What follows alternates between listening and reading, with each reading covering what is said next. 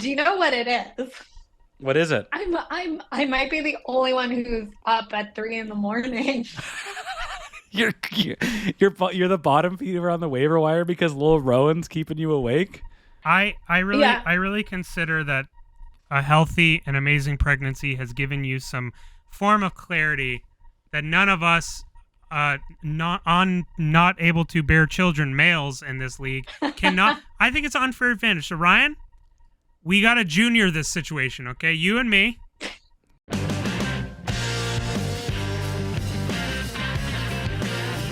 We get a lot of shots. Everybody come to the net. We just have to get more and more pucks to the net. I'm about to listen to Pucks on Net. We used to talk about in Vancouver getting pucks on net. Pucks on net. What were you saying about putting pucks on net? This is JT Miller with the Vancouver Canucks, and you're listening to Pucks on Net. Pucks on net and driving and making it a hard night on them. Live on tape from a myriad of locations. This is Pucks on Net, a Vancouver hockey podcast riddled with rampant speculation, without sources, a satellite hot stove edition, a atmospheric river satellite hot stove edition of the podcast coming at you. We tried, guys. We honest to God tried.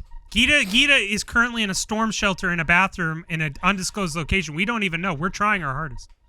Dressed like a cast member of The Sopranos, but we'll get to there in a second. My name is Ryan Chapp. I'm going to be your host for the evening. Three quick links for you. Patreon.com/pucksonnet. Hey, support us monetarily. YouTube.com/pucksonnet. Watch us in stunning high definition. And if you want to buy a shirt, right there, the old Pucks on Net tee, as seen in Adelaide, Australia, $35 Canadian. We'll get it to you ASAP. Let's go over the Ironworkers Memorial Bridge, which, if you're on, please do not hydroplane to the literal House of Greed. Miss Geeta Reddy joining us for a little bit from the bathroom. How are you doing tonight, Geeta? I'm doing well. Friend of the show, Cole, is here for dinner. Is he in there right now? And not in the washer. Although he'd like to make a cameo if I let him. You know he would. And over down yonder a bit, the Prince of Pomegranate himself, Mr. Arash Mamarzadeh. Arash, how are you doing? I'm doing great. I fixed my car. I mean, you got somebody to fix it. Well, I got John. John down at Van Wonder in North Vancouver. Lovely guy. We talked. You know, it's funny. We talked more about hockey than we actually did the repairs done to my car, in which he did a fantastic job. And I also gave him a card, and he's like, I don't listen to podcasts. How do you do podcasts? I'm like, grabbed his phone and like subscribe to the show. So there's one. We're going. Let's go. We got one. Love it. But no, I'm doing good. I had to drive back in the atmospheric river. It was fun, to say the least. But I'm so glad to be here with you guys, dry and warm. Absolutely. And when you're at getting your vehicle repaired, when your mechanic has the ability to have a conversation with you and isn't mesmerized by how absolutely screwed your vehicle is, that's a good sign. So we're all feeling chipper. We're all feeling positive. Geeta, we were talking before the show about things that you could, because you're only here for a little bit with us, and before we dive into hour 3 of Philip Hronek re-sign or trade, what is on your mind when it comes to the hockey world that you would like to sing your siren song about? They must re-sign him. He's made Quinn Hughes a man. Like, that's like I was just watching Ants and Carter, but it would be the opposite of the Ants and Carter thing. It's like, no, they need each other. Yeah, the Sedins, they do not need you. You can go, but Hronek, hang on. We're running out of old guys and stoned, long-haired hippies from a bygone era that can play with this fella. So yeah, maybe invest in the stud they traded for. Ryan's gonna hate the last 45 minutes of this show, where show everyone the sign. It's been 7 days since we mentioned redacted or blank. Ryan's gonna hate the last 45 minutes. Redacted from Abbotsford. Blank is a time in our life. You know what's funny? I was playing NHL 24 on my trial. I know. I was like, why are you bringing redacted up again? The only reason I'm bringing it up is that I pulled him in Hockey Ultimate Team, and I'm like, ugh. We're not going to talk about redacted. We're not talking about tier 2 German leagues. He's on a team that's in NHL. I thought, oh god. But yeah, and anyway, Things we don't talk about. Yeah, Ryan's gonna hate the last 45 minutes in which I try to bully him to trade Philip Peroni. Hey, we'll save that. That's a segue for later. Geeta, do you want to touch on the do's and don'ts of hockey PR? Yes, please. Yeah, I would. I'd like to. Since I'm only here for a short time, I'd like to open up the wound that is now Corey Perry. Or it's not even Corey Perry. It's the Chicago Blackhawks, who are a multi-million-dollar organization for some reason and still in existence, and yet continue to do things wrong over and over and over again. Like you learn from your mistakes. You think once, twice, 3 times? I have no idea. I've lost track of how many wrongs they've committed. All they had to do, they weren't ready to go out and talk about Corey Perry, is come out and issue a clear, concise statement in which they shut down those disgusting rumors that were running rampant last weekend. But instead they do the exact opposite. No, they fanned the flame. I don't know why, and I don't know if they thought, oh, look, if everybody's looking over here, they won't look at what's actually going on. But all they did is, like, probably really, not allegedly, they 100% embarrassed their next superstar. When it's fascinating because when I don't know if he had played in any other Canadian markets as this was happening, right? But he comes to Winnipeg, and the local media is grilling him so much that the Jets owners went onto the Blackhawks bus, to apologize to him directly for, like, hey, sorry about all the mom rumors our local media was showering you with today. We feel really bad about that. Yeah, somewhere I read, like, obviously the media isn't necessarily accountable to the owners, but that was just in bad taste. That's them asking literally about a rumor that got out of hand. And all the Blackhawks had to do was come out and say that rumor is false and that we will not be speaking to it. Just shut it down and say it has absolutely nothing to do with the situation at hand. We are conducting an investigation, an internal investigation, and when we are ready to release more information, then we will go ahead and do so. Instead, they go, it's a personal team issue, and that's all we're going to say. And you know that the Blackhawks have this like we've worked in communications and PR, and you know how many channels, very primitive amount of dialogue and released materials, how many they go through and how many legalese they go through. So for the whole Blackhawks organization to say, just don't say anything. And when no, but they also said the worst things. This is Corey Perry's dealing with a personal matter. We want to respect him and his family. And then you're like, oh, well, obviously there's truth to this. It's a personal matter, all right. For fuck's sake, the fun for me in the whole thing, as much as Chicago embarrassed themselves, I think the person who actually embarrassed the Chicago Blackhawks the most is Connor Bedard's sister. Because I don't know if you guys have seen the Hyundai commercial, but let me break it down for you. The Hyundai commercial starts where Connor's at a practice in Chicago. His sister calls, I assume from Lynn Valley, calls and says, Connor, you didn't move your car, which Jeff Patterson mentioned. So you went to Chicago for the season, didn't move your car, and this is the first time that this is coming up where it needs to get anyway. So the funniest part is Connor's sister is like, Connor, I need to get in the car. Like, why? Where are the keys? And he's like, oh, I'm sorry, I'm in Chicago. And she, in the most exasperated of ways, says, Chicago? What? As if you don't know your brother was drafted by this organization, or even the conceptual idea that your brother might not be home at the moment. It was. Let me tell you. Oh man. Anyway, just a bad bad couple years, decades for this trash panda of an organization. I will say, Amanda owns a Hyundai, and you can only have one user on the Hyundai app. So I have texted her on the reg, being like, "Is the car locked?" as I'm driving it. Hey, I just need a little peace of mind. Hey, babe, I left my Haribo gummy bears in there. Can I just get in? Geeta, what do you think happens next with the Blackhawks and Connor Bedard? I expect that they're going to do something even more stupid. Like I don't think there's a smart move in them.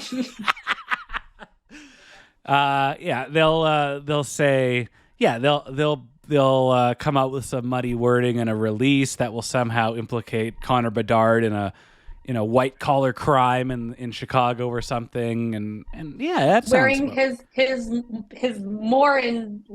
somehow less indigenous jersey versus Marc-Andre Fleury's helmet. That was the funniest thing that you want. Like, you'll allow the Blackhawks to come out on the ice with that jersey, but wait a minute, Marc-Andre Fleury, no, you can't do that. I would say Marc-Andre Fleury's goalie mask is on par with the Canucks uniform. Good point. I would also argue that Marc-Andre Fleury's mask when he played for Chicago was way more obviously indigenous than the Minnesota one, because the Minnesota one actually had some artistic flair put to it. So it was beautiful. It was gorgeous. It is gorgeous. Anyway, well, we're talking about if he decided that was going to be his full-time mask, they wouldn't say anything about it. No. Instead, he was like, "I'm just going to wear this for 30 seconds in warm-up." Whoa! We can't have you wearing that. Gary's just like, "Do you think they're going to call my bluff? Oh, I hope they don't call my bluff. Then I got nothing. I got zip, nada, zilch."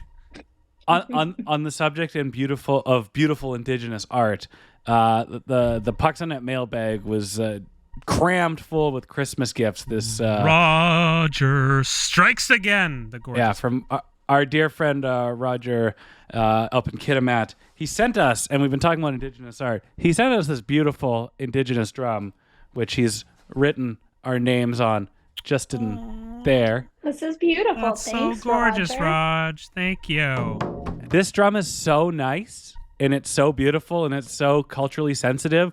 Gary Bettman has already banned it. So this is not allowed in NHL facilities or anywhere. It's too culturally significant. So that's... Oh, wait, Ryan, are you... sorry, I don't know if there's an edit point. Did you just check the Pucks on Net email? No. Okay, we just got an email from Gary Bettman saying he wants to buy the podcast so he can blur the indigenous drum that you just showed on the show. Wow. I mean, we're not going to sell, but Jesus, the lengths they'll go. On that note, speaking of the lengths that we go, Geeta joining us for a hot minute from the bathroom as she entertains guests is another shining example of why we love you so much and why you are such an integral part of this show. This is Geeta doing Greg Campbell blocking a shot with one leg stuff. Truly. So Geeta, thank you. We'll hopefully. No worries. I'll see you guys Friday. That's right. Oh yeah, for Ryan's thing. I guess that's a special kind of day, maybe. Hey, it's VIPs only. Love you. Love you too. Speaking of presents from Roger. Arash and I are Sagittarius babies. My birthday is the 8th. His is the 14th. Birthday gifts we would appreciate is T-shirt orders, Patreon backings, or just review us on Apple Podcasts. But Roger sent us some presents. He sent me a Pavel Bure rookie card.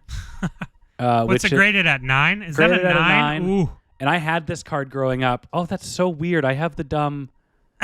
Damn it! That's a what is that? That's the new Apple thing. If you do this, or smile, or it'll detect it and give you a thumbs down. Roger, but you just did the thumbs up, and you just showed the Pavel Bure card, and it gave it a thumbs down. Okay, let's see what happens. This is Arash's birthday present, and that's a Roberto Luongo rookie card, graded 8.5. I swear to God, if an emoji comes up here, I'm gonna be very upset. No, it's okay. You're okay. And then, yeah. Check this out. Beautiful. Yes. These are my Christmas glasses. Oh, Ryan's getting the holiday spirit. Huh? Look at that. Where'd you get Christmas? Those? Huh? Tis the little season? Christmas? Tis the season, baby. Tis the Ryan. season. So wait, Ryan. Before we jump into it, you're gonna turn 36. Yeah. You're in the you're running for the championship. You got a few years left in you. You've had a great career. You're the Podfather. You've created so many good shows that have gone on to have great success in this market. That one we did 2 weeks ago was pretty good. That one we did 2 weeks ago. Chris Faber owes you everything, but now he's let power go to his head. He also bullied us that one time about the board. He was right. Remember when he did that? Yeah.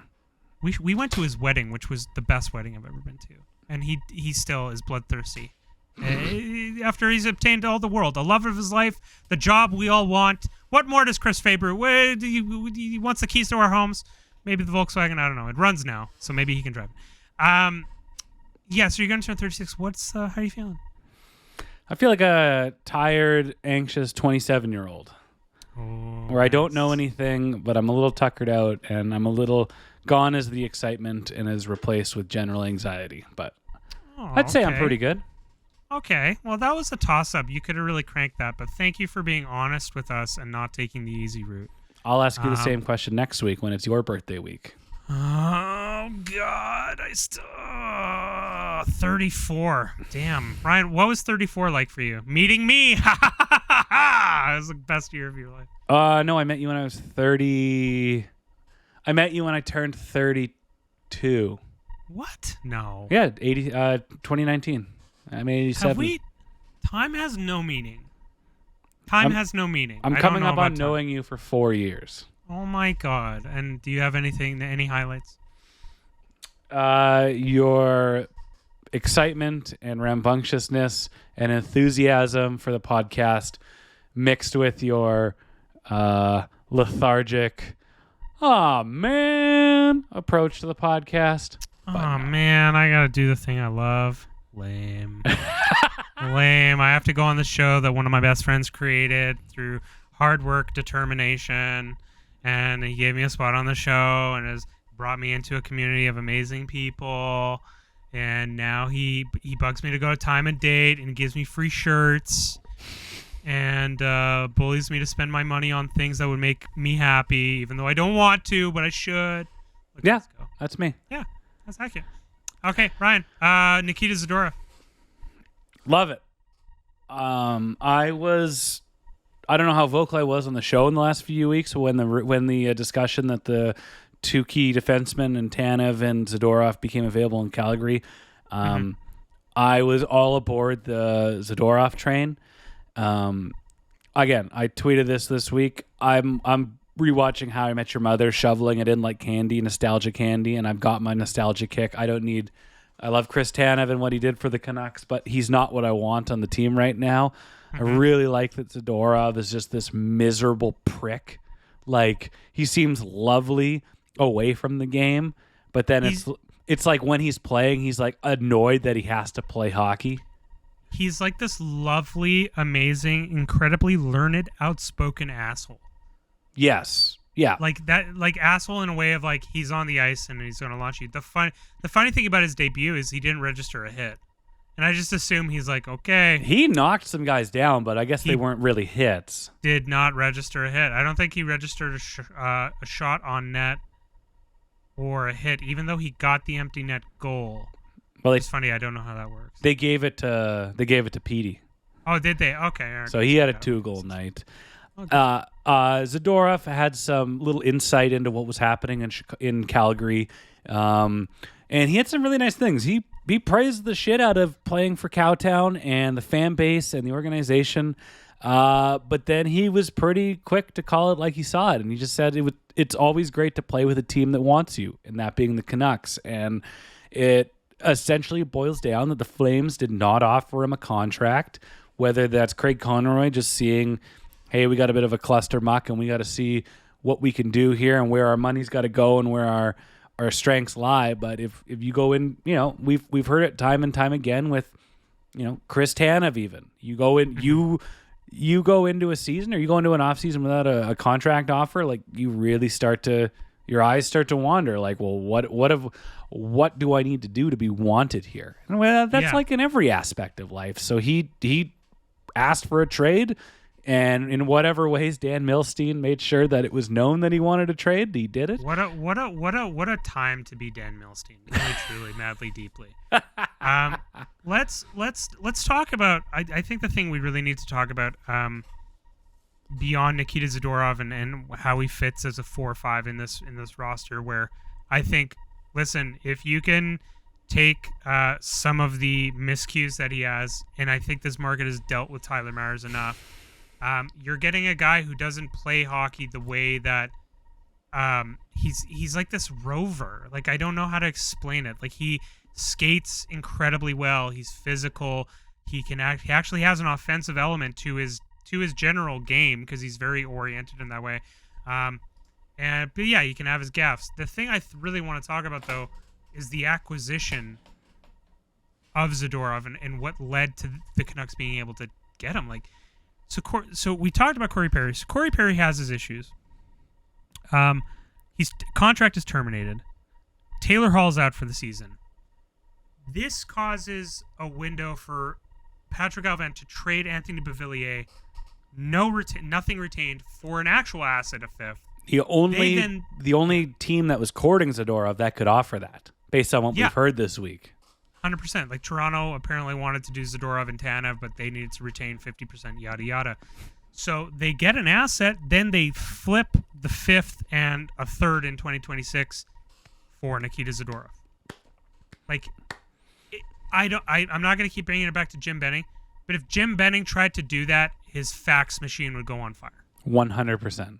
Like, that is not, so I'm looking at all the trades that this team is doing, what they're open to. Ethan Bear is still even on the docket, like, and maybe they give a thing with Ethan Bear where they say, hey, you still have to ramp up. Tyler Myers is not going to be here next year because his contract is expiring. You can sign the 1 year, see how you do. They can extend Zadorov. I know they got to get Lafferty, Petey, Hronek all done. But man, just smart business. Smart business. And it's a breath of fresh air, man, and it's fun to watch this team. The only issues I'm seeing with the Canucks right now is, if they run into a team like Vegas, like they run into these teams that are incredibly disciplined, incredibly structured, have a strong defensive identity. I'm beyond just focusing on the power play. I just don't. It's tough to break I'm seeing that it's tough for this team to break those defenses down properly. Yeah. There's something to be said about a team's strength being something that you have to be awarded. So referees have to award you power plays in order for you to capitalize on your strength. The better benefit would be if your main strength is the thing that is not given to you, but it just exists, like 5-on-5 play, defensive play, whatever it is. Rash, an opposing team comes into this barn and goes, hey, if you want to win tonight, just don't take any penalties and we'll win. Okay, I'm not going, like, it's, I'm not mentioning it. I'm not bringing it up. I'm not bringing it up this week. Nope, I'm not bringing anything up. You all know what we're thinking and what specific time. But I'm not bringing up that specific scenario. I'm not doing it. We got 7 days down, baby. Arash, we were talking in the chat and in the Google Doc about just about things we were going to talk about this week, and I was mesmerized with LA Kings stats, which we might talk about a bit later. But you're talking about the Pacific Division. At this time and until further notice, until somebody knocks on our door and says it's not about these three teams, it's about Vegas, it's about Vancouver, and it's about LA, and you can interchange those last two about see who's 2 and who's 3.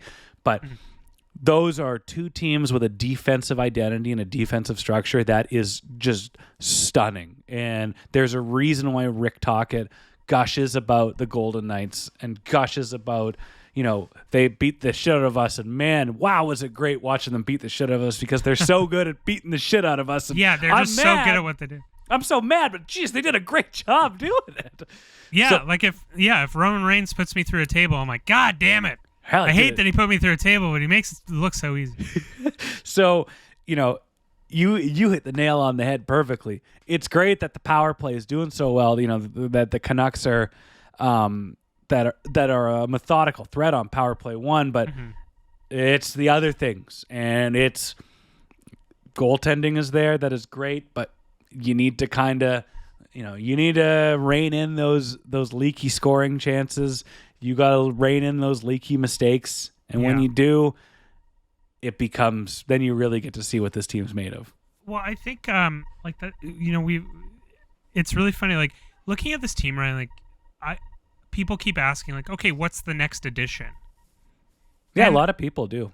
I'm just, like, I don't know if this team has the capacity to really add someone. I'm trying to think, like, what do they need? Like, beyond going and getting a really bona fide number 2, or going and getting I don't know, a killer top 6 guy for Miller and Besser to really play with. Mm-hmm. I can't really think.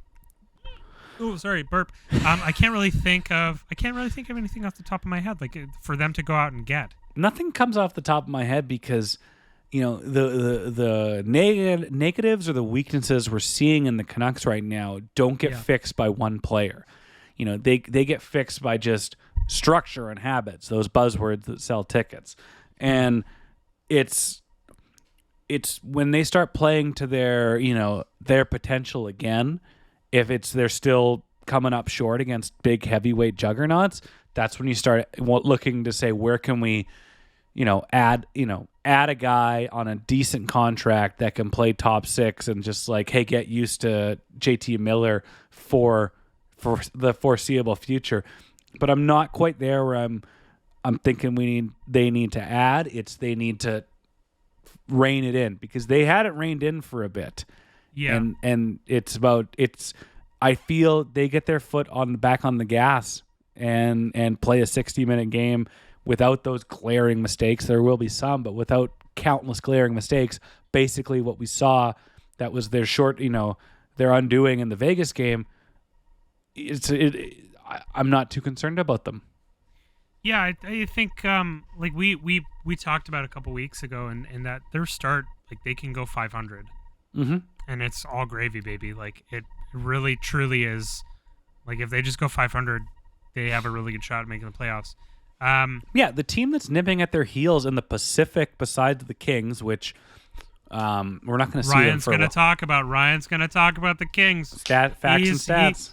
He was walking down one of Vancouver's old streets, was going to thrift stores being like, I want an LA Kings jersey, and they're like, sorry, we can only offer you a Todd Bertuzzi Red Wings. And Ryan's like, well, that's see. It's Did it have the fight strap? No, it was like a RBK. It was a Reebok replica.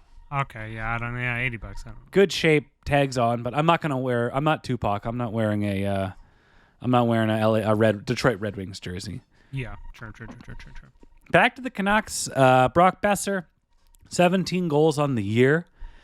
He's leading the league right now, although that might change based on when you're listening to this or when we're recording tonight, because I got about 4 games on in front of me right now. Kucherov is playing. We'll see. And Kucherov's leading the league in scoring right now with 40 points. And I saw this from JPat, and it really kind of hems into what we were just talking about. And it's like, everyone's raving about the power play, but that penalty kill is at 75% right now, which, it's 22nd overall. It's 10th worst, but it ain't the best. But it's kind of hemorrhaging goals in the last 3 weeks. Mm-hmm. What's your vibe on it? I don't know. I haven't really done a deep dive in the games where they were giving up power play goals. I haven't noticed a flux, a gluttony of power play goals given up by the Canucks, but I am noticing The one thing I marveled at, I want to say in the first 2-3 weeks of the season, was the Canucks knew how to draw penalties and they knew how to not take dumb ones. Mm-hmm. And that type of, that axis is kind of leveling out in the middle again. Mm-hmm. Not a cause for concern, but there's some things they need to tighten up. And with the schedule kind of calming down, 2 days off, who would you believe that, at a time? So the reprieve, they're gonna normalize and kind of we're gonna see what this team really is. So that's the thing. New Jersey is a really interesting opponent to have come in, because here you have a really high octane team that does not have goaltending right now. Dougie Hamilton's out. They called up Simone Nemec, who had a really good debut. I think he had 2 assists in his debut. So we'll see how that goes. They got the Wild on Thursday, which, for all intents and purposes, like, hey, this is a team you can beat. Like, they're going to be tough. You gotta match them, man to man, but you should be able to beat them. They're, new head coach and everything too. John Hines, is, that guy. You thought it'd be done. You thought John Hines wouldn't be here, and then he comes back just like I did, just like on the 25th. Jesus, you know him. He's gonna come back just like John Hines did. Good guy. He was at my wedding. One of them. That's the thing. It's like that's going to be the barometer for them. Then their next 2 opponents. Who do they play Saturday? Do you know off the top of your head? I'll tell you. Yeah. It's New Jersey. I don't know if Vanasek or Akira Schmidt is going to start playing. I don't know if we're going to get Flower Powered on Thursday, which would be interesting. I think the last time he played against the Canucks, we won. And then Carolina on Saturday nights. Okay, so Carol. Okay, see, this is really interesting. So Carolina, like, bringing it up to a sauce and toss, we're going to talk about Carolina again. Like, goaltending. Yeah, Freddie Anderson's hurt, but they have Antti Ranta, Peter Kochetkov. Again, like these teams where Vancouver has that habit of making these struggling goaltenders find their confidence again. Oh, and that's not even to this. It's not even to this core. Like, this is just a organizational thing. I don't know something what. in the water. It's the water in Fecal Creek. It's the pregame Japadog that they're eating. Speaking of hot dogs, Phil Kessel, eh? Yeah. Well, again, both things are referenced after the break. I big Canucks fan here. They're the team I cheer for, but I don't have a lot of faith in them tomorrow on Tuesday night against the New Jersey Devils, regardless of how injured they are. The Hughes Bowl? Baby, it's going Jersey's way.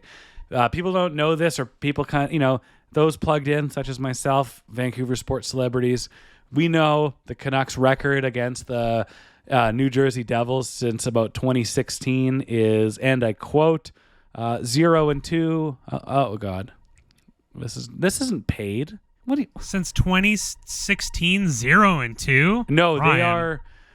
Since 2016, the Canucks have beat the Devils once. Oh, they're like 1-15 and like 2. It's bad.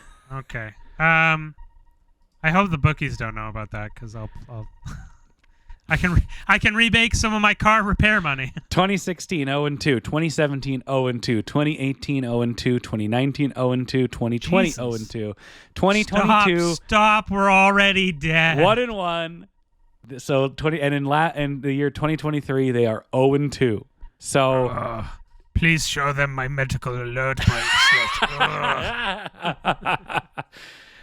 Maybe on that disaster note of how the Canucks have been playing against the New Jersey Devils, we take a break. Okay. Oh, wait, you want to take a break? Yeah. You and me? Really?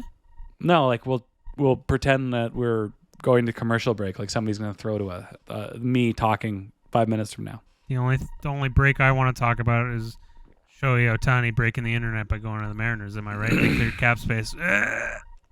You'd think Jim Benning was the general manager of the Seattle Mariners the way they're going this summer. But hey, we'll be right back.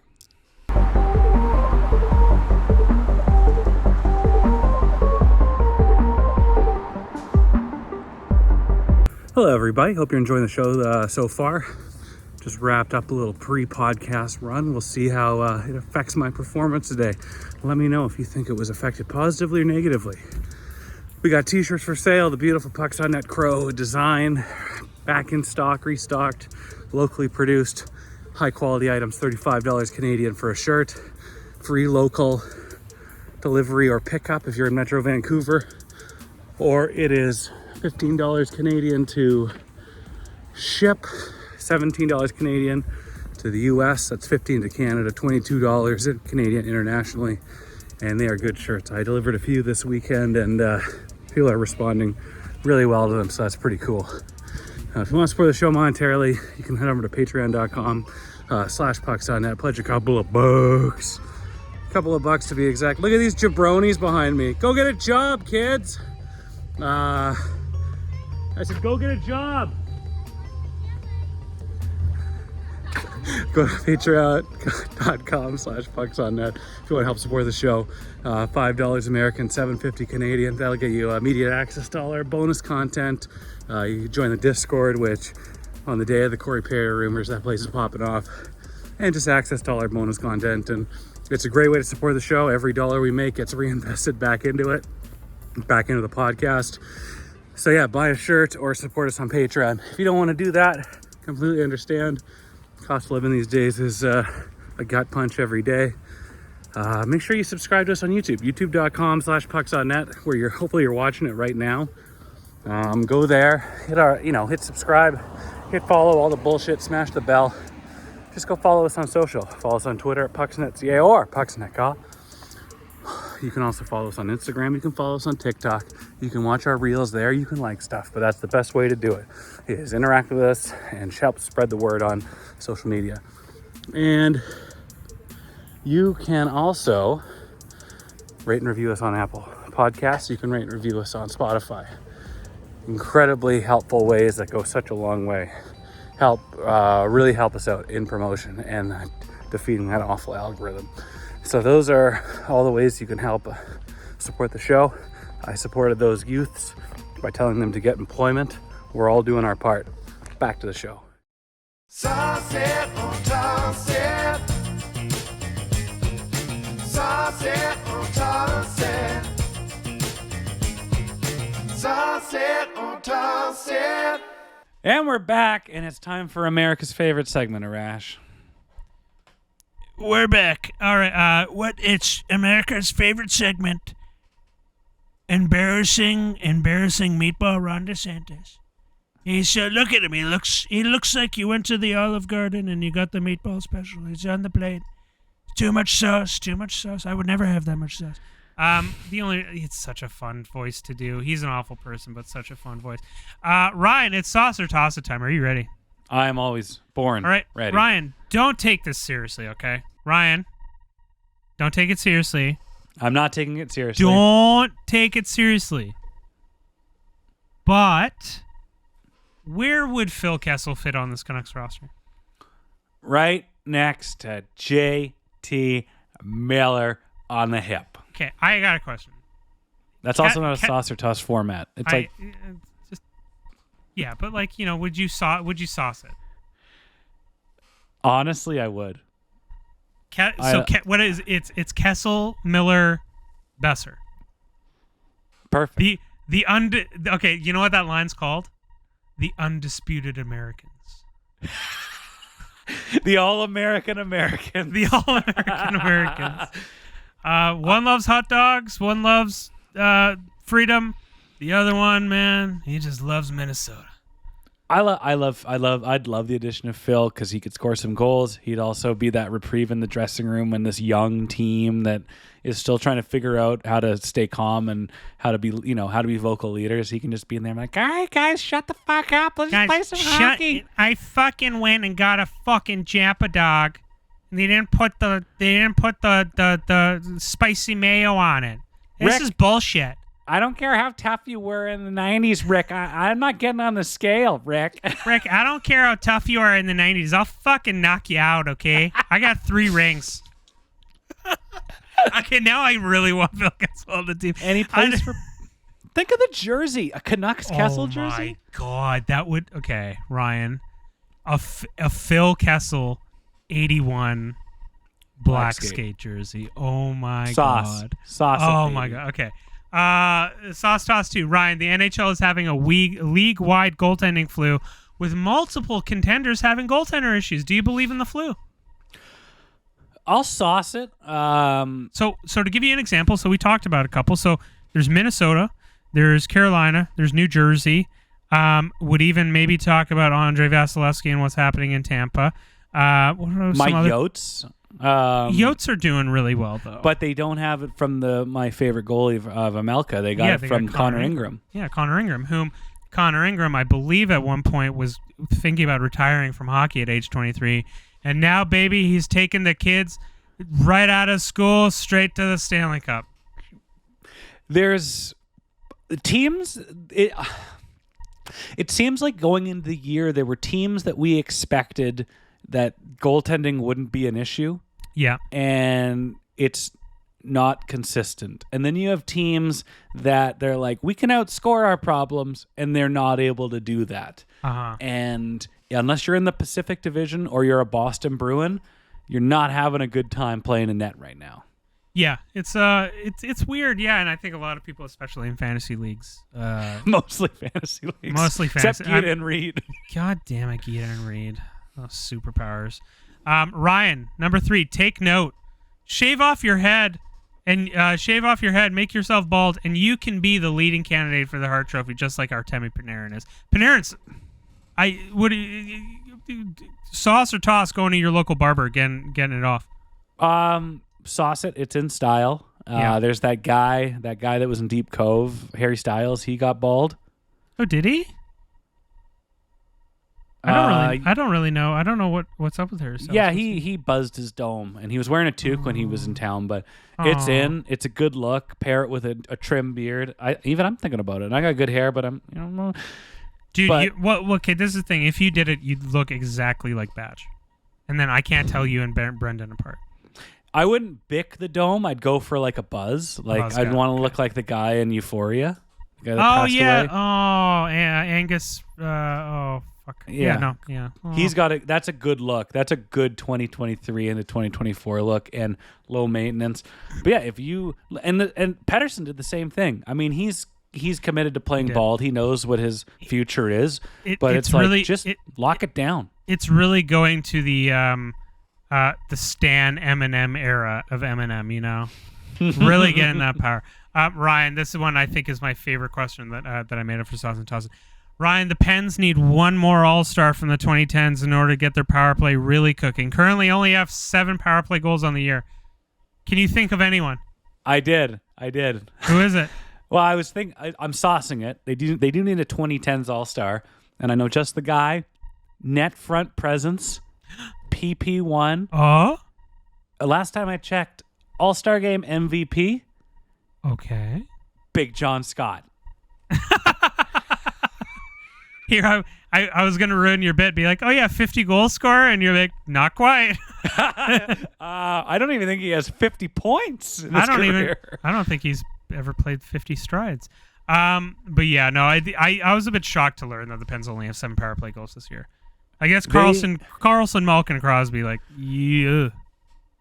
They have too many guys. They don't have their Phil Kessel whisperer, and they don't have their Gino whisperer because he's the head coach of the Canucks. Yeah. But when you have all of those guys that are like, give me the goddamn puck, like there's no selflessness. Like who's gonna give us the best chance? Just give them the puck. I'm still gonna score. God damn it, Rick! Give me the goddamn puck. Give me the Jappa dog. Give me the Jappa dog. Okay, this is bullshit. Malkin, Evgeny, he's still eating his goddamn borscht. Give me the puck, Rick. In local news, recent Canucks signee Phil Kessel completed the grouse grind. Although it's said by locals he drove to the top. Phil Kessel completes the grouse grind in 36 days and 4 hours. Dude, oh my God, I would lose my mind if Phil Kessel signed a 1 year. I would lose my goddamn mind. I don't know how somebody listening to this show right now on the bus or the train or in the car or on a beach in Adelaide, Australia, isn't listening to this going, goddamn, let's get Phil in here. How are you not money. amped? How are you guys not amped to the absolute teat? Wanting like the fact that I don't wake up and Phil Kessel is not the number one trending thing on Canucks Twitter every morning baffles me. They're doing something wrong. Terrible fan base. Awful. Ryan, do the sauce or toss? The Canucks have to seriously look at selling high on any of their players. They have to think about it. They have to sell high on some of their problems. Toss. Okay, that's fine. And I like where you're coming from. We've been having some conversations, some heated, some civil. But they are not going to get the return that they could be getting based on the NHL economy and the stupidity of rosters and salary caps. And I really like Philip Hronek, and I've really changed my tune on Brock Besser. Connor Garland can still go and whatever, but his trade request is rescinded. Twirling towards freedom. Yeah, there's in other years, like there's at some point it comes to a point where you just have to say, we got to invest in good players. Mm-hmm. And if you do not draft Quinn Hughes, in an ideal world, you draft Quinn Hughes out of the CHL, so you get 3 rookie years. You get a sweetheart RFA deal, and you have him controlled financially.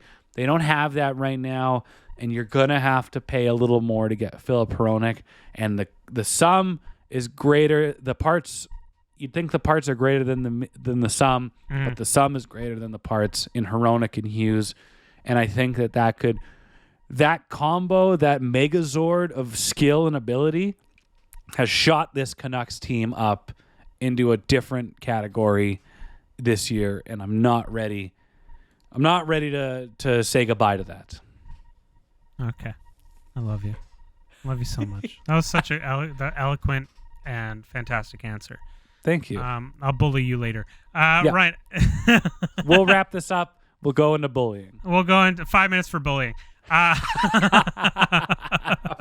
Okay, Ryan, have more patience driving during December since everyone gets significantly dumber on the road. Yeah, oh my God. That. So I was driving with dear friend of the show, the brain genius himself, Josh Custodio, weekend before, and I had an opportunity to, move in onto Clark on a yellow or on a expiring yellow. And I was like, I chickened out. It's like, there's no reason to. Like, the last thing you want to do is die trying to get somewhere 8 seconds faster or whatever it is. You gotta be patient, and especially in our city. Like, if you're patient, I can drive around downtown Vancouver on rush hour because I know where the choke points are, where there's going to be pedestrians here, people turning here, and you just know nothing you can do is going to speed it up.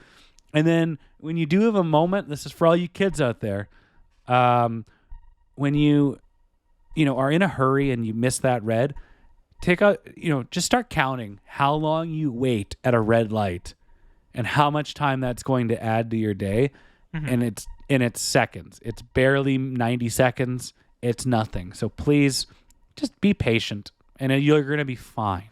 Yeah, everyone's going to get to where they need to go. So just relax. Just calm down. And if anyone's being an asshole to you on the road and like trying to get you to go faster, well, they can just go. It's their death wish. It's just thumbs up. That's my move. And last but not least, it did it. Amazing. Say thumbs up turn again. That fucking thing off.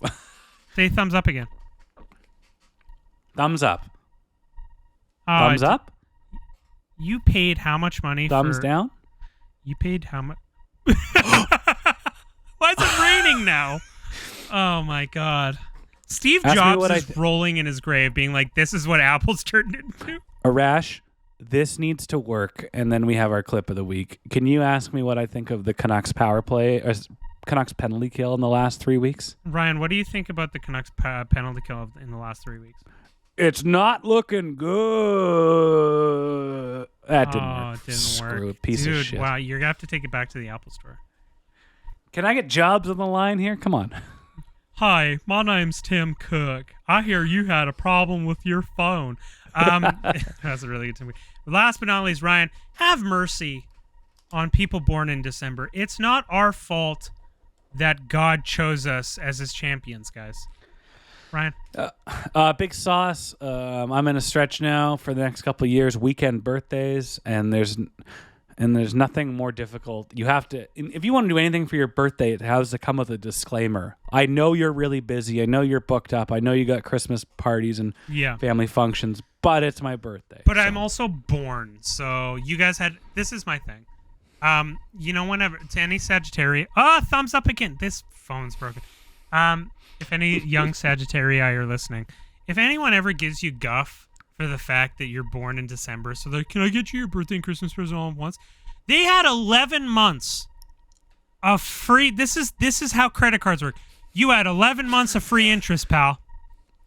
You had 11 months, and then December comes and it lines up, and now nothing in the world's free. You can't squirrel away $10 a month for 11 months to buy me one Vancouver Canucks t-shirt from the team store for $110. Shane O'Brien jersey, you can't from Value. No, that's about it. Great sauce and toss, Ryan. Well done. I love it. Okay, let me take a look at what we got here on the show. You want to talk about the Kings? I think you want to talk. You did a lot of background work on the Kings, and I think you should just. I want you to just take 5 minutes and just go because you were working hard in the notes. And I think you should just go for it. So this stemmed from a question from Pucks on Net T-shirt owner Dalvier Vander, Commander Vander's left leg. Are you scared of the LA Kings? I am, and I kind of thought about it, and I'm like, yeah, they're nipping at our heels. What's the big deal? They don't have a lot of goal scoring, and I kind of surface level assume about this team because. I'll be the first to admit I'm not watching a lot of LA Kings games right now. That could change. But here's what we need to know. Facts and stats on the LA Kings. They're third in the Pacific. Here's the best piece of news. The Canucks do not play the Kings till February 29th. Then they play them on March 5th, March 25th, and April 9th. So the home ice advantage, positioning in the Pacific Division, it all's going to come down to those 4 games. So collect the wins now, get your 2 points as often as possible because these divisional games are going to be the Achilles heel of this season. Kings, they're 10-3 since Halloween.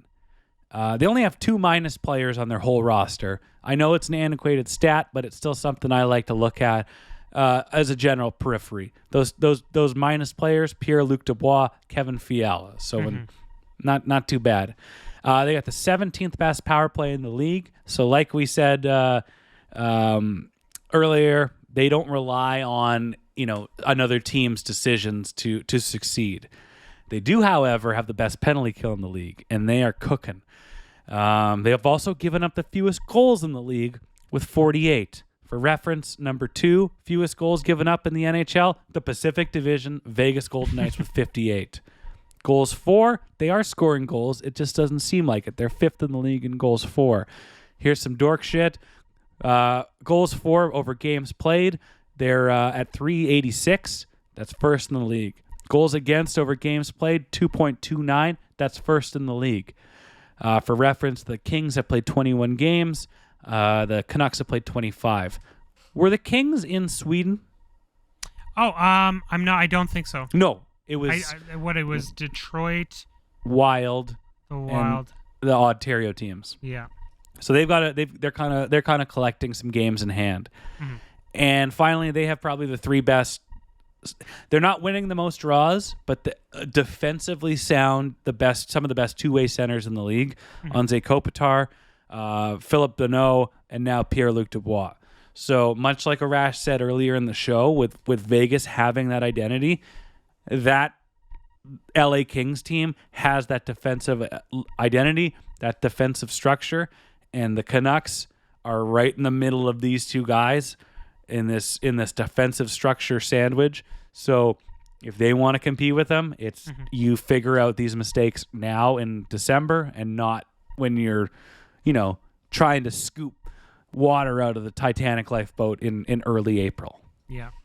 Wow. What a amazing breakdown. So did you get into like an LA Kings rabbit hole today? I think so. They are right there in the standings. They aren't really talked about. They're doing things by committee. They had a decade of having John Quick there. So you think that they're going to they're going to be good defensively. No, it's Cam Talbot with a goals against of like 1.96. Like these are Marty Turco Dallas numbers 20 years ago. So they've got the committee, they've got the platoon goaltending, just like the Canucks do and just like Vegas does. They are a good measuring stick and they are a good pace rabbit for this Canucks that is the Clydesdale that is the Canucks. Yeah, I'm really curious on how Cam Talbot can kind of hold on and Phoenix Copley and everyone and it's really interesting. The Cam Talbot thing really threw me off when they signed him. I'm like, oh man, you guys are trying to chintz out going in the bargain bin a bit, but we'll see what happens with that. But good rundown on those Kings. Before we wrap up the show and go to questions, the floor is yours for bullying. A civil discussion. Okay. I have made my points about Hronek, and I've made my points against Broccoli Besser and his playful wishing of birthdays to my birthday mate, Thatcher Demko, fellow December 8th baby. Drew Doughty, December 8th baby. Ooh. I think, let's see, wait, December 14th, hockey players born. Let's see. Born on December. Oh, elite prospects. Oh, okay. Wait. No, advanced search is temporarily elite prospects. Boo. Go to Hockey Reference. Oh, I gotta go. Let's see. No, those are born in December. Oh no. Wait, can I edit this? Wait, December. Oh, wait, 50. Wait. This is great content. Thank God this is near the end of the show. Speaking of no, other... I got it. Well, I have one more. Okay. Chris Jericho's dad. New York Rangers and St. Louis Blues, and I believe LA Kings alumni Terrible Ted Irvin. His birthday is December 8th too. Damn! Look at that! Wow. Now Matthias Janmark, but who cares about him? Do you like wrestling? We'll talk about that in 5 minutes. Philip Holm, birthday December 8th. One NHL game played with the Canucks. The franchise, the icon, two-time IWGP Swedish Hockey League champion. You like wrestling? Players born on my birthday: Patrick Sundstrom, Ivan Barbashev, Chris Therien, Peter Sundstrom, Mike Santorelli, Ryan. Let's see, Corey Conacher, Bill Ranford, Big Bill. And then Emile Poirier and Shane. Oh, Shane McEachern. Oh, okay, not Sean McEachern. That's Shane McEachern. Wow, not Bill Ranford, the big bogey there. The big kahuna burger. Gotta love it. Brock Besser and Philip Hronek. Okay. So this is the deal. You have to be understanding and not get lost in the sauce of this run where you just spent how many years bitching and moaning about Brock Besser and will he become the guy and whatever. And you're in a position now where he's leading the NHL with 17 goals. Don't forget how much time you spent complaining about him. That players can have one-off years where they do really well. But for the majority, like, I don't think Devon Taves is going to be a 50-point defenseman again. For the majority, they are what they are, and they are what they showed, and they have those one-off years. Philip Hronek's a little different in that, listen, Philip Hronek is going, and he's going to get paid. Mm-hmm. The problem here is if you're going to give Philip Peronic $8+ million, and I look at this defense, and this defense is built around Quinn Hughes, do you go and say you could almost get more assets for Philip Peronic now than you did Bo Horvat? And that money you're saving, the $8 million, you're selling high on someone like Philip Peronic. That $8 million, if you go around and you say, okay, if I find someone on the market, if it's like I find a Brandon Carlo for Quinn Hughes, who I think is Quinn Hughes' perfect partner to have, it's great, and you find another defenseman at $4 million plus the assets that you got. All I'm arguing is that you have 3 years, let's say, left with Quinn Hughes. I think Phil Peronic's a really great player. I think his offensive stats are a little overinflated because he's playing with Quinn Hughes. And of course. Now you have 3 years left with Quinn. If you sign Philip Peronic to that 7-8 year deal, and Quinn at the end of these 3 years says, you know what, I'm good. I don't know. I want to go to Jersey. I just want to do that. That's what I want to do. Now you're stuck with Phil Peronic, still a great defenseman, good defenseman, but at like 4 or 5 years remaining at the salary you gave him when he played with Quinn Hughes. Mm-hmm. And now Quinn's not here. All I'm saying is that in order to be a franchise that competes for 5, 10, 15, 20, whatever years, those are kind of the unique, hard decisions that you have to make in that you sell high. And maybe the player you sell high on is someone that's beloved or having a great year, but you also tell yourself, I just spent 3 years of my life trying to trade the guy. Mm-hmm. And I would love to think that he bounces back and he is going to be that person for the remainder of his contract with us. History tells you that they have the one-off year, and then they regress back to what they normally are. Yeah. So, like, Kuzmenko would be a really great opportunity. Like, Kuzmenko, 39 goals, crazy shooting percentage. And now we're kind of seeing maybe he's more of like a 25-30 guy. Yeah. That's all I'm arguing. And especially with Philip Peronic, where I'm like, it's great that you got the right-handed guy. Yeah. But Alan Walsh has enough knife in the back memes in his little folder. Like, he's prepared. He's gonna get Philip Peronic paid. Unless Alan Walsh is like, listen, we got you here. Here's 6 times 6.6.5. No trade clause. Full on, like, you're on, you got a bag. Don't worry about it. Sure. But if he's going and he's gonna be like, yeah, it starts at 8. Okay, whoa, partner. Whoa, girl. Whoa. That's all I'm saying. How old's Peronic right now? I think he's 26. Is there a chance he just turned 26 in November. Is there a chance we could see the short-term trend to have his deal wrap up before he's 30 and maybe at a little bit less? You could. And then you could make that argument saying, I'll sign a deal that wraps up when Quinn's deal wraps up, and then you really got to figure out your shit. So the thing with Philip Peronic, you could probably do that and say, like, hey, you know what? Sign a 3-year extension that takes you to 30-31, and then you're probably going to come off another, after a year with Quinn again. Yeah. And now cash in the bag. But I think Alan Walsh is going to be like, no, you just played with Quinn. You got a bunch of points. Cash in now, because you're actually a 40-point guy. You're actually 40. For maybe 45 point. Ryan, he has 25 points in 23 games. Well, it's crazy. You look at, I would say, his time with Detroit is a much more realistic sample size of what type of points he would get on another team, not with one of the best defensemen in the league. Listen, he played with Lidstrom, right? So he didn't. No, he didn't. I know, that's the joke. That's the joke. Sorry. So I'm thinking you got 1 year sample size. You have a injury hampered previous season. That's a good argument in the Canucks camp to say, you've had one good year. You are an RFA. We could go to arbitration on that, or I don't know if you can, but like signing him to a deal now is beneficial based on only having one quality year, and we don't know how the rest of this year is going to go. but you could lock him down instead of, we're going to have you do 3 years with Quinn. Maybe he is the bee's knees, the cat's pajamas, and has a 60, 70-point season for 3 straight years. Then you're royally screwed in what he's worth. Like, now's the time to sign him to something if his trajectory is really on the up and up, like we fear. Mm-hmm.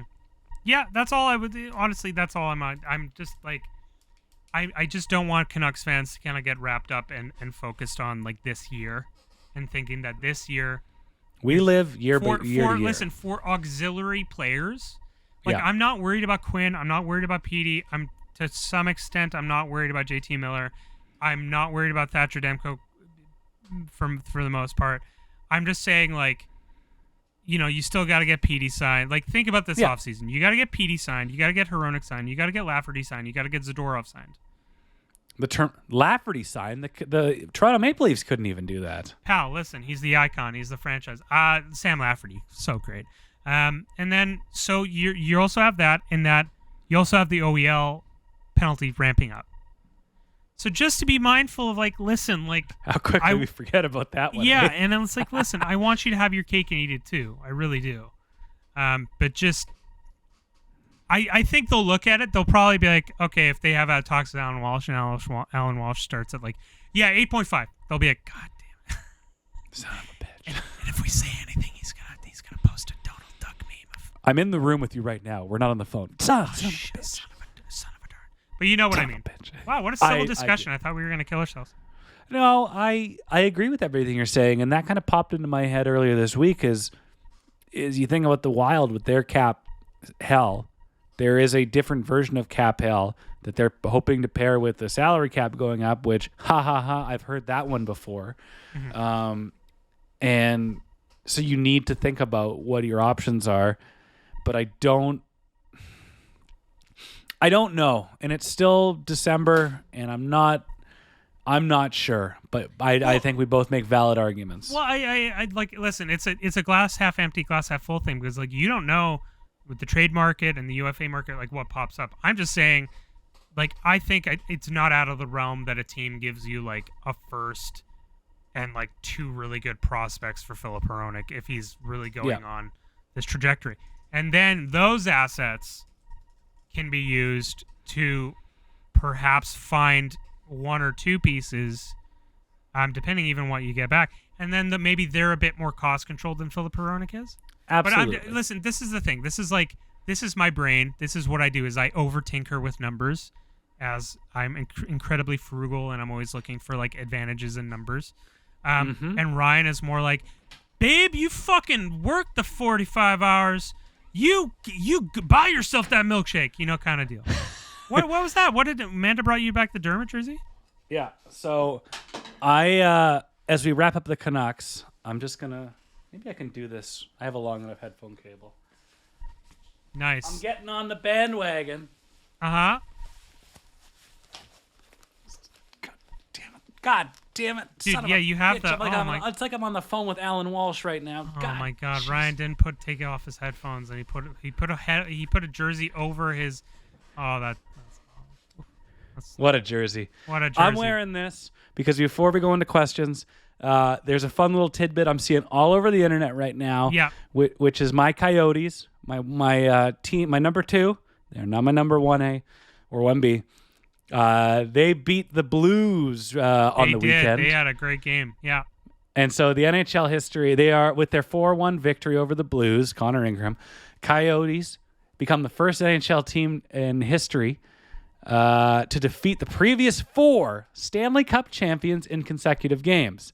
They beat the Blues, they beat the Avs, they beat Tampa, and they beat Vegas. They shut out Vegas, which is nuts. I bring this up is because on a very generous young man's Sportsnet Now Plus, I'm watching the Arizona Coyotes.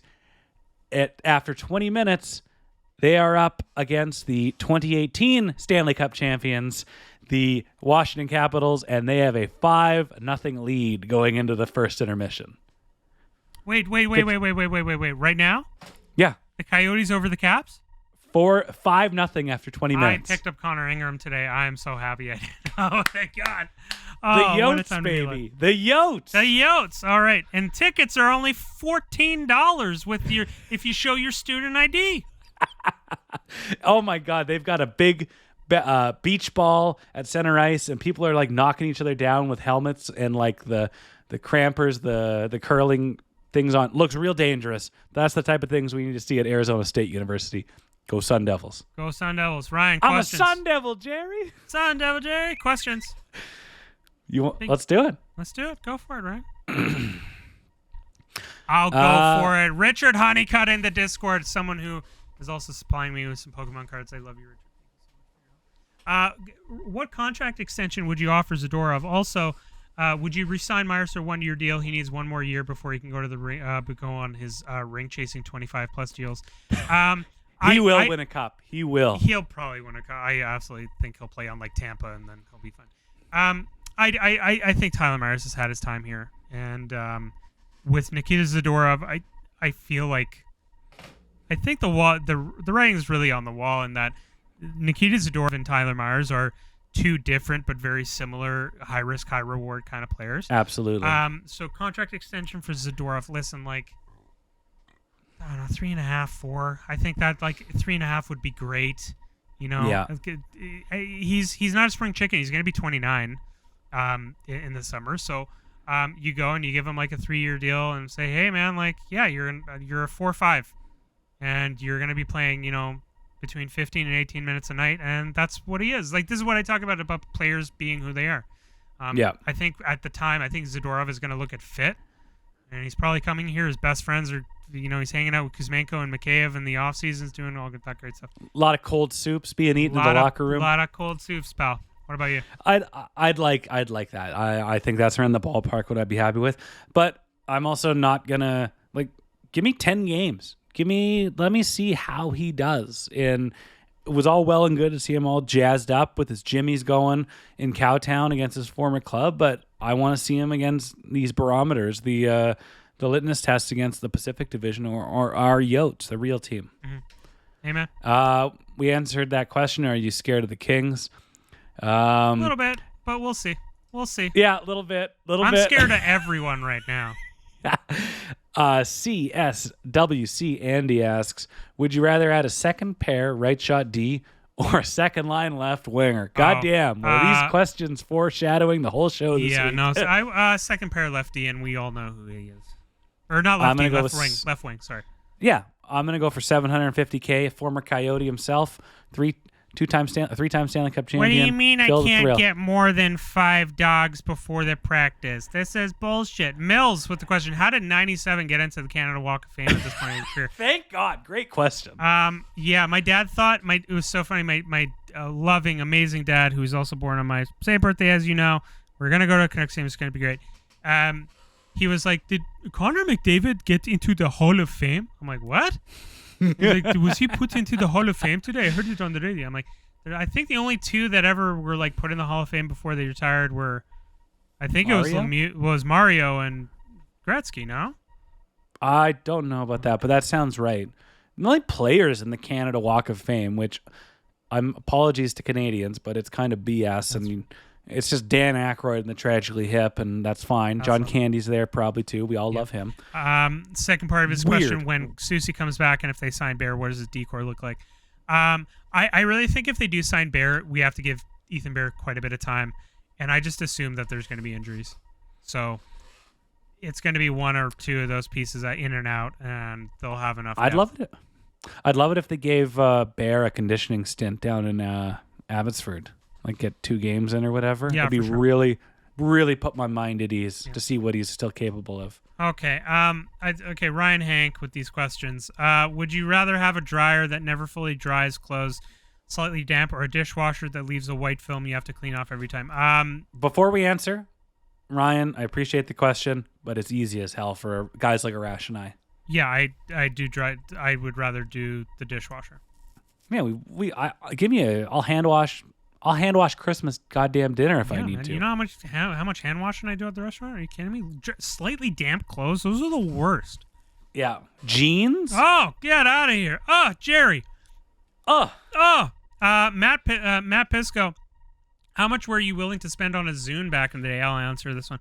Back in the day, I think it was like $160.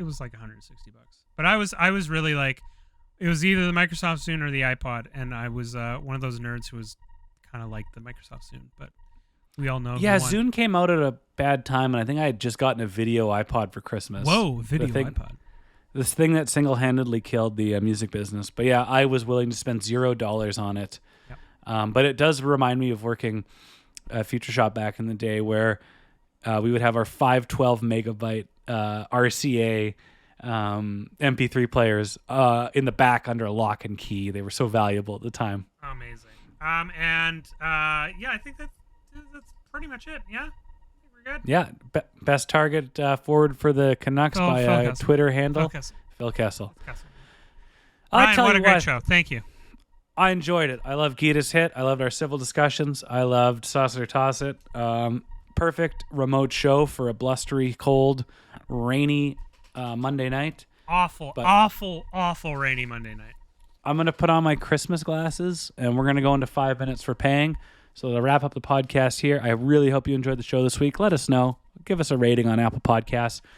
If you're a Patreon backer, you know where 5 minutes for paying goes. I have also flicked the switch so that you can have our Patreon content on Spotify. I think it's just a copy and paste RSS feed, so that is good to go. Listener brought that up to me last week. But you can listen to 5 minutes for paying there.